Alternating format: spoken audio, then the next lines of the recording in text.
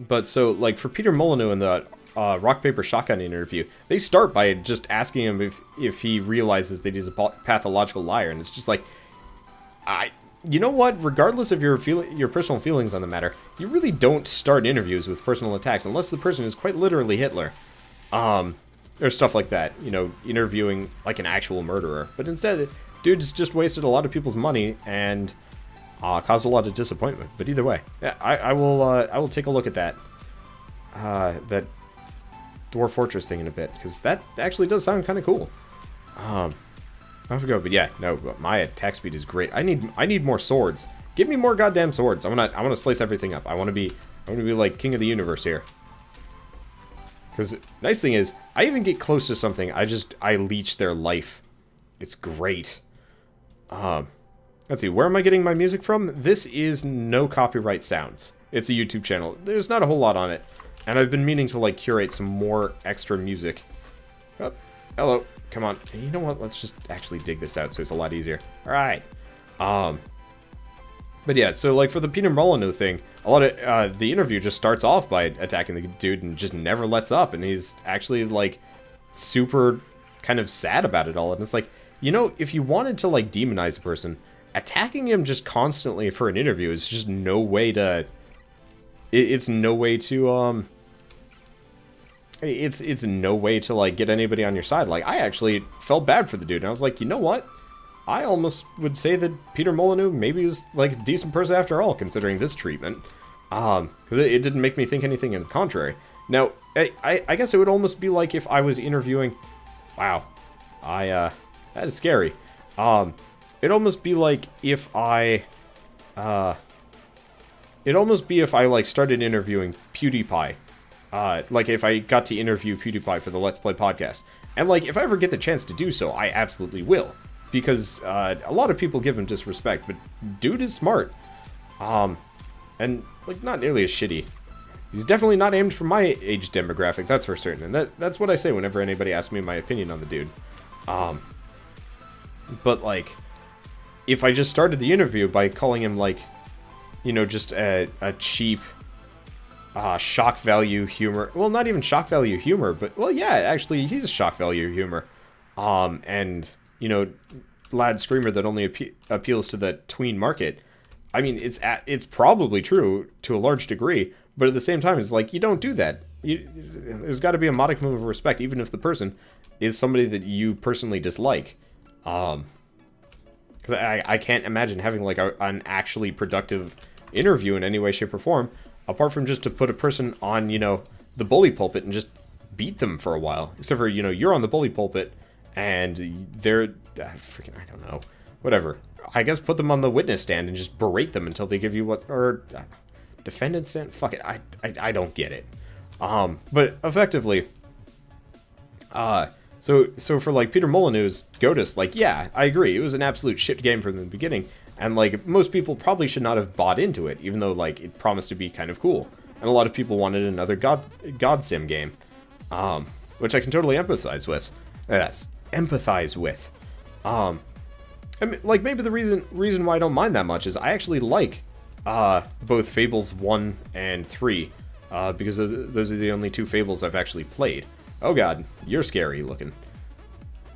Unfortunately, I don't heal as fast as I wish I did. That's okay, though. Yeah, I need more swords. Oh, shit, that's multiple Titan Bloodworms. At least we kill them fast, though. Like, goddamn, we are... Oh, shit. These rocks are scary. I need to leave. That ceiling's getting hella high. But yeah, a lot of people wanted... How did I even heal from that? I mean, I'm not even controlling myself anymore. God, landing on a one-block platform, though, also kind of a mess. Shit. Explosions, and all sorts of other things. Shit, explosions. I do not want to be around a poop explosion. But I don't know. Like, a lot of people are, like, super pissed about Space-Based DF9. And Godus purely because no accountability. And, like, yeah, those games actually got completed.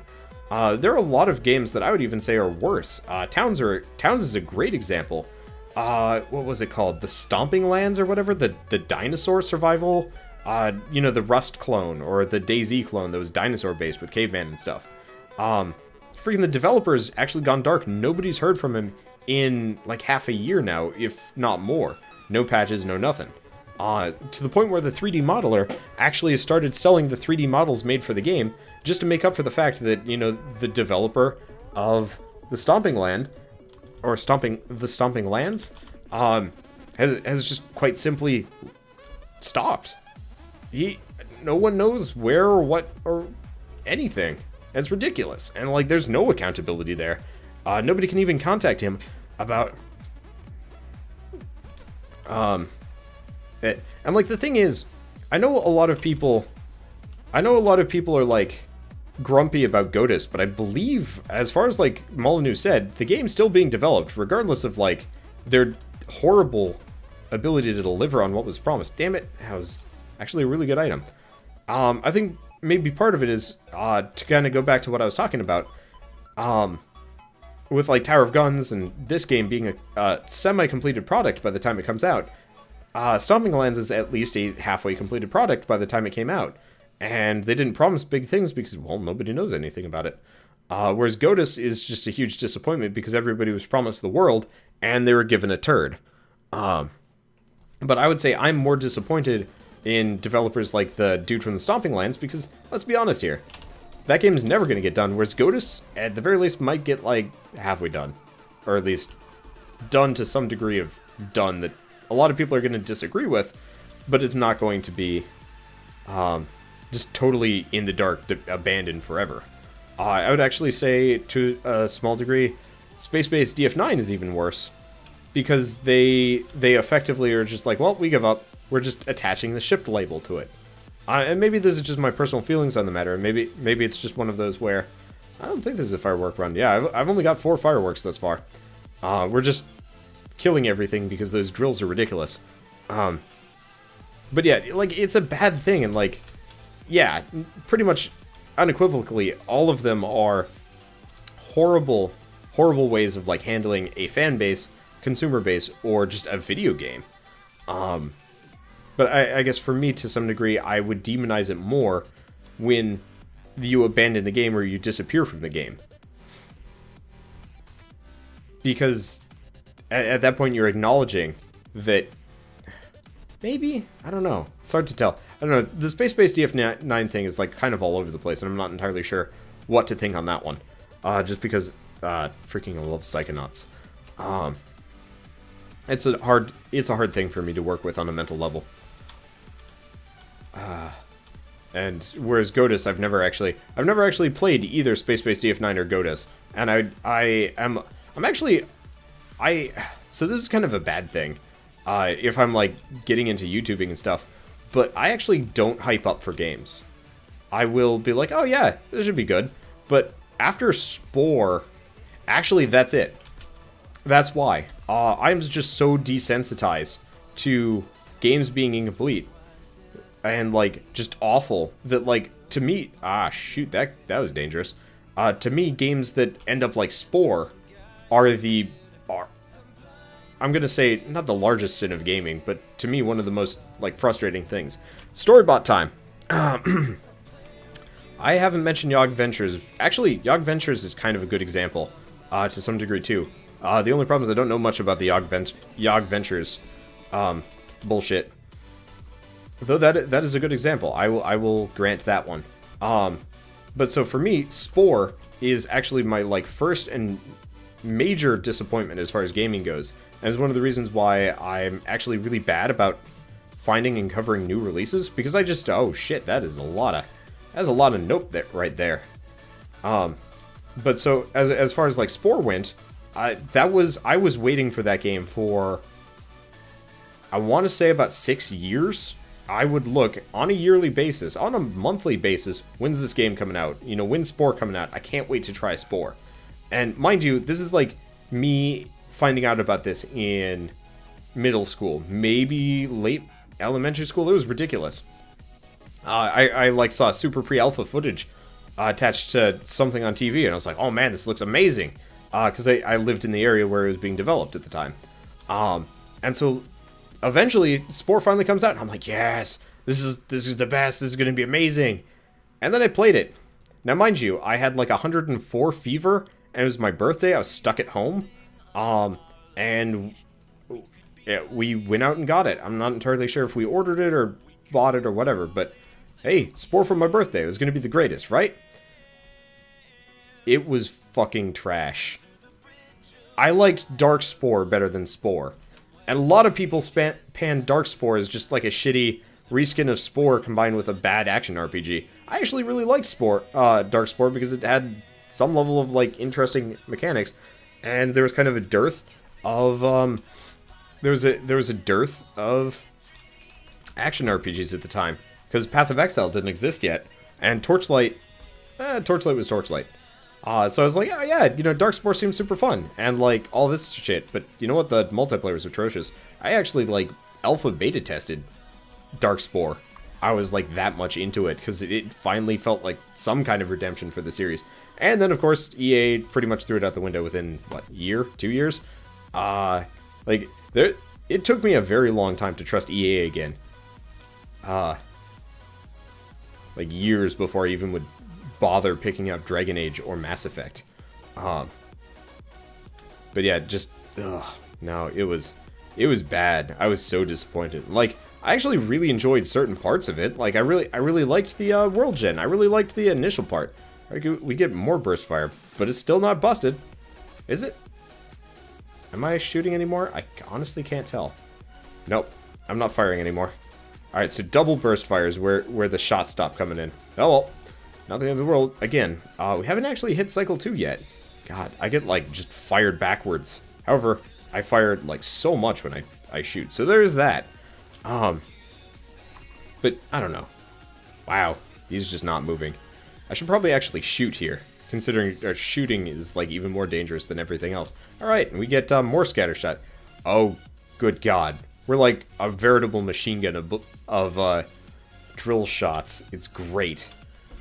Alright, this is pretty insane. But yeah, no, Spore was my greatest disappointment as far as gaming goes. And like, you could tell, and I think people even looked at it later and was like, you know what, they actually had all of this shit that, they promised.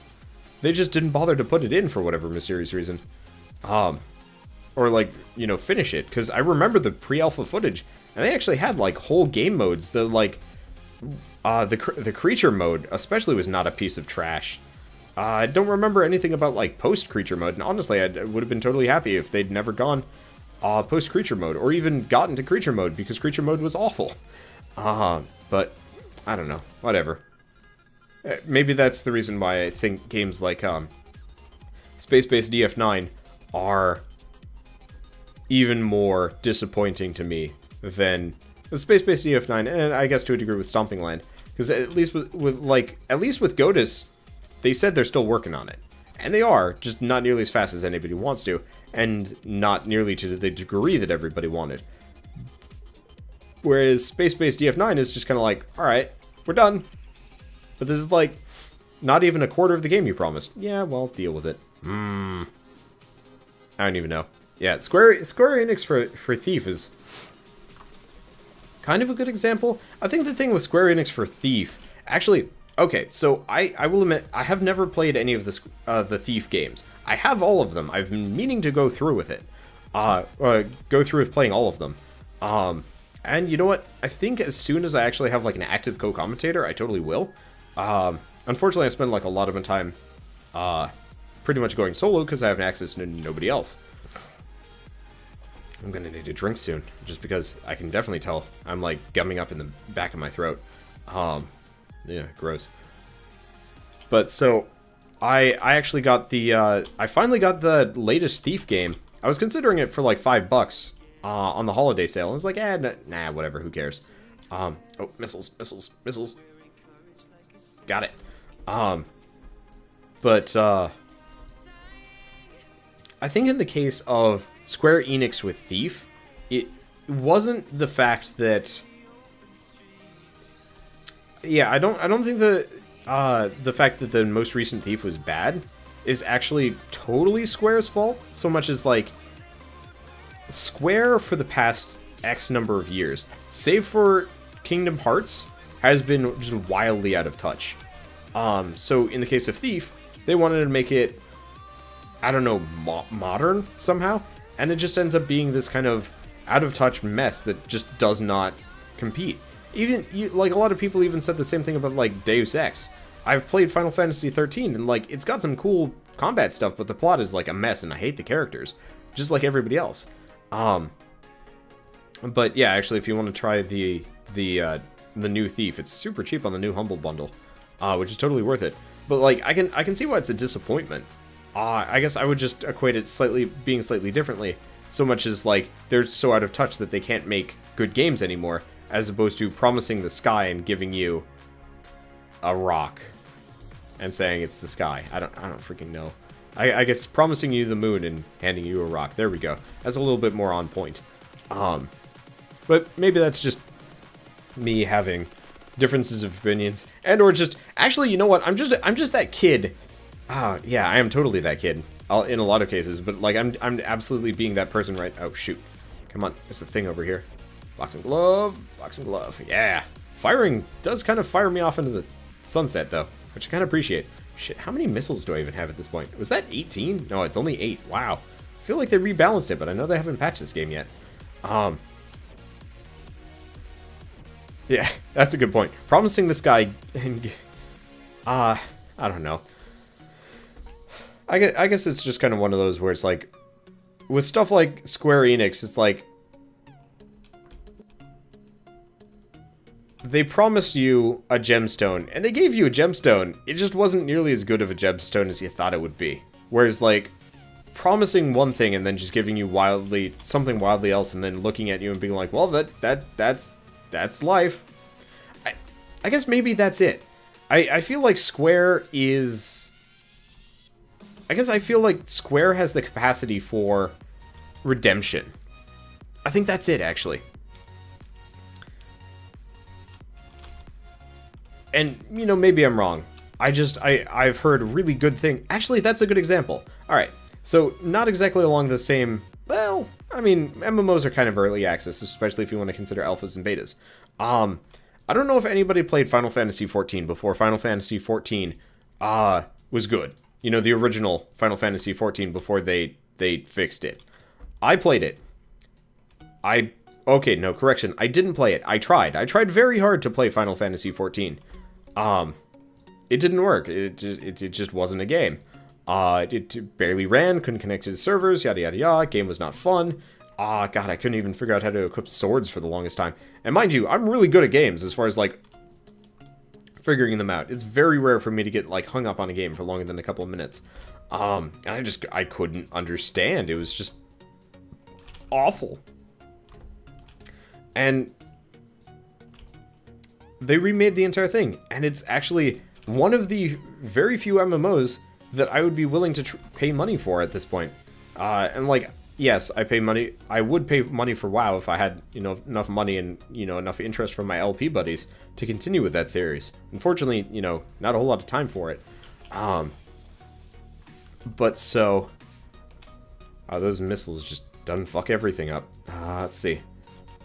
But I feel like Square Enix is at least learning that, like, they really screwed up Final Fantasy XIV. They screwed up Final Fantasy XIII. And I feel like they at least can kind of learn there. Whereas, in the case of, say, Double Fine, and even, like, to a degree, Peter Molyneux, and just a lot of other companies, I don't feel like they have the capacity to learn and improve in the exact same way that, you know, a company like Square would. And, like, I don't know, maybe that's just some amount of, like, blind optimism. And I am forever the optimist in a lot of cases. Like, I even think, like, Peter Molyneux could probably figure his shit out after a certain point, you know. Really, all Peter Molyneux needs is not to be surrounded by, like, a goddamn panel of yes men. That's all he needs. Problem solved. Like, everything else would just kind of fall into place for him. Because, yeah, it's like, oh, you want to have, like, a perfect control, you know, player-controlled thing. I feel like what Peter Molyneux wanted to promise was something along the lines of, like, EVE Online crossed with, like, a God game. And that's just not feasible without, like, some amount of, like, weird, organic groupthink that, like, results in just the weirdest MMO ever. Problem being, EVE Online is like a complete anomaly. You can't recreate that shit. It doesn't work. Well, I mean, it probably will work if somebody really tries, but chances are, if somebody tries, it's going to be a mess. And so I feel like if Peter Molyneux just had people being like, no, Pete, that's a fucking stupid idea, it would work. He'd make great games, because, you know what? It would turn out well. But the problem is, like, I was talking to my mother about this, because my mother works for the Massachusetts government, and she talks about how her bosses, by the way, that is the first cluster of iron I found this entire run. She talks about working for the Massachusetts government, and how everybody is just kind of yes-menning for these fairly mediocre people in leadership, and they can't say no because, well, you get fired. It's kind of like an interesting problem that's just endemic to human society, to suck up to your superiors. And so in the case of, like, I think Peter Molyneux, he had too strong of a personality. On the case of the people in charge of, what's it called? The Halo Master Chief Edition, you know, the like Collector's Edition that is supposed to have every single Halo game or something collected. I don't know. I don't have a 360, so I don't have a whole lot of expertise with this one. But like the main guy in charge of that is a complete idiot, or at least, you know, big dreams and bad ideas. And like, you know what? If you had somebody there to be like, this is a dumb idea, maybe. But the problem is, it's just so easy to agree with people in a lot of cases, especially like when you restructure a company to be specifically full of people that agree with you. I don't know. Either way, it's hard to say. Yeah, 343 Industries. I'm like, even to a degree with Destiny. Destiny, actually, not just Destiny. WildStar. I actually feel like Destiny and WildStar are like two of the greatest disappointments of 2014. I would actually put them as my two greatest disappointments of 2014. I really should do like top 10 videos and stuff like that, because I could probably fill out stuff in like an interesting manner. Because like, I actually really wanted WildStar to succeed. I wanted WildStar to be kind of the wild card. Wait, am I suddenly shooting less? No, I'm not. I'm just not. Not all of them are making out of the gun properly. But like, I really wanted WildStar to be a really good game, because it was just like, all right, this game is absolutely gorgeous. This game looks really fun. It looks like it has interesting new takes on like combat and MMOs and stuff. And in the end, it turned out to be a grindy piece of shit that didn't run particularly well, and used, you know, the outmoded subscription system. I don't even know how long the game's been out for. But I know for a fact that until they switch to free-to-play, I'm just never going to play it, because it's not worth it. The only way, like, WoW is worth it is just simply because of age and pedigree and content. And the problem with, you know, something like WildStar is there's just not enough there to make it worthwhile. Not to mention the fact that, like, for me, I like a really casual experience. I like something kind of hard, but something that you can grow into and have fun with it. So like, if you're good enough, you have like no problem with the content. Once you like learn and develop. However, from what I've heard for WildStar, the dungeons are so punishing that even like the fairly, you know, pro hardcore, you know, talented players don't enjoy it. And like, I could totally, I could totally be behind it. As far as Assassin's Creed Unity goes, Assassin's Creed Unity was not a surprise to me. That was not a disappointment. I saw that coming a mile away. Where, like, WildStar, when I was playing in beta, is like, alright, you know, some amount of fixes here and there, and, like, really just rebalancing the dungeons so they're not a piece of crap, I'm totally okay with it. Actually, I probably don't talk about this very often, but I'm a huge fan of the Guild Wars series. And I think Guild Wars 2 is actually just riddled with some of the worst design choices I've seen in a game in a very long time. Mainly related to dungeons and endgame content. I absolutely hate grind forever for, like, one stupid thing. It's not fun. So, like, yeah, the like, legendary items that, like, only a few a very small select number of people have. Alright, works for me. Because, you know what? Only the, like, particularly, like, crazy people will go for it. But, so, in Guild Wars 2, they actually have they have So the way to get armor in Guild Wars 2 is, like, you make it, generally. It's sort of the cheapest way. I don't know. I haven't actually, like, done the math. But in Guild Wars 2, easiest way to get the get armor is by doing just making it, because you get the materials over time, and or you just buy it because somebody else has made it for whatever reason. Oh shoot, chucked my key. That's a bad plan. But so the other way, and like the way most people that say played World of Warcraft and whatnot would think is like, all right, here's what you do. You go out and do dungeons to try and get your armor and stuff. That makes sense, right? Right. Problem is, that's a terrible idea in Guild Wars. Why? Because you have to run a dungeon 30-something times to get your freaking armor. It's not okay. I ran it. If you've played Guild Wars 2, there's a specific dungeon called Twilight Arbor, and it starts off with the boss that practically insta-gives you if you stand still for longer than like 3 seconds. It's stupid, especially for new players. And unless you have a dedicated team of people that you actually know, you're always playing with new players. So I practically ran that dungeon a good 50 times, and it takes about, I don't know, half an hour to do, maybe an hour. And there are like whole sections of the dungeon people just don't run because it's too hard. And it's like, that is not good design. I don't know. I'm very passionate about this sort of thing if it's not particularly obvious. Anyway, that was a pretty good run with Yoji. I was noticing we weren't healing at all, which was interesting. Like, even our melee attacks were barely healing us.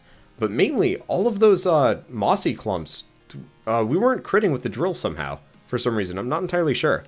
But yeah, doing the same runs over and over and over is kind of boring. Problem is, I play a lot of roguelikes, so, you know, you do the same run over and over and over again. There's just some amount of randomization. So in this case, it's all the power-ups I make for different runs. And it's also just kind of a nice showcase for like, what I can talk about as I go along. But I don't know. This is why I like procedural generation and stuff. Oh. Either way, I'll see you guys in the next episode of Cavern Kings, and as always, thanks for watching, and of course, I will rant about something else. Somebody will get me on some kind of topic, and boy, will I not shut up.